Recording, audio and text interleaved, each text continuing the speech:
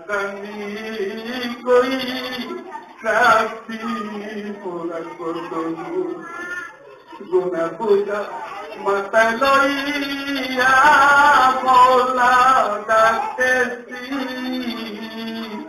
বাড়ি যদি লওয়া আখাইয়া মৌলার উঠিলায় তোমার কাছে ক্ষমা চাইতেছি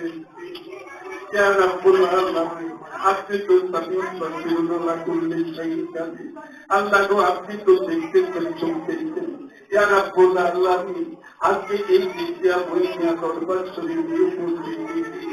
আল্লাহ বাড়ি যদি রহমান এবং মাসিক মাহফিলের উপলক্ষে আল্লাহ এই বিলাসের ইন্তজাম করেছে আল্লাহ তহবিলের ব্যবস্থা করেছে আল্লাহ অনেক দূর দূরান্ত থেকে আল্লাহ অনেক কাছে কান্ত মহিলাম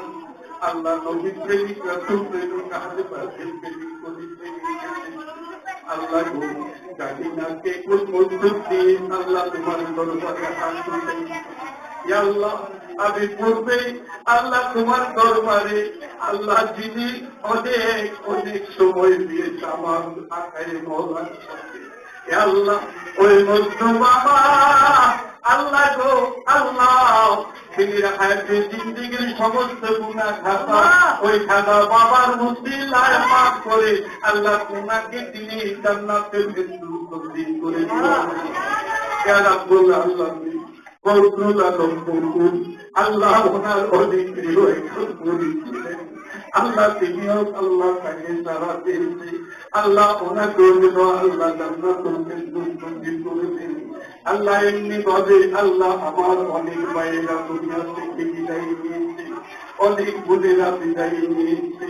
আল্লাহ আল্লাহ নজরুল আলম নজরুল আল্লাহ আল্লাহ আল্লাহ গো ওনাকে আল্লাহ আল্লাহ মুর্শিদ মাওলা অনেক ভালোবেসেছে আল্লাহ তিনিও আল্লাহ তোমার ডাকে সাড়া দিয়েছে আল্লাহ তোমার দরবারে আজকে এই মিলাদের মাহফিলকে উসিলা করে আখায়ে কোরআনে দোয়া হবে এই আগমনের ব্যবস্থা করে আল্লাহ তোমার কাছে তিনি দয়ার রহমতের বিকাশ দেয় আল্লাহ আল্লাহ আপনি তাদেরকে জান্নাতবাসী করে দিয়েন আল্লাহ ইয়া রাব্বুল আলামিন ইয়া হাকিমুল হাকিম আল্লাহ আমি আপনার খাস ভাবে আল্লাহ তোমার দরবারে ফরিয়াদ জানাই বর্তমান প্রতিবেশী আল্লাহ আল্লাহ তিনি করে বছর মধ্যে তোমার আল্লাহ তৈরি করছি আল্লাহ আল্লাহ বরকত ইয়া রাব্বুল আলামিন ইয়া হাকিমুল হাকিম তুমি শারীরিক